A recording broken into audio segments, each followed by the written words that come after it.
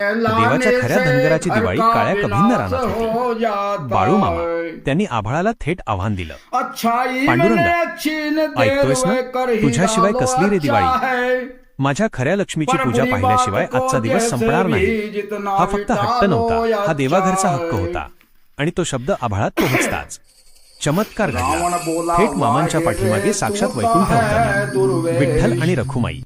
रखुमाई माऊलीच्या डोळ्यात कौतुकाचा सागर होता. मामा, तुझी खरी लक्ष्मी तर ही आहे म्हणत त्यांनी त्या निशब्द जीवांकडे हात दाखवला. एका क्षणात मामांनी गायीच्या पायावर मस्तक ठेवलं. धरती मातेला वंदन केलं. ते भक्तीचं रौद्ररूप पाहून सावळ्या विठ्ठलाचा स्वर मेघगर्जनेसारखा आसमंतात घुमला. आजपासून माझा हा शब्द ब्रह्मांडावर कोरला जाईल. जो कोणी तुझ्या नावानं चांगभलं म्हणेल त्याच्या घराची दिवाळी उजळण्याची जबाबदारी माझी असेल. ही कथा बाळूमामांच्या एका भक्ताने त्यांच्या चरणी अर्पण केलेले एक श्रद्धेचं फूल आहे. आमचा प्रयत्न आवडल्यास व्हिडिओ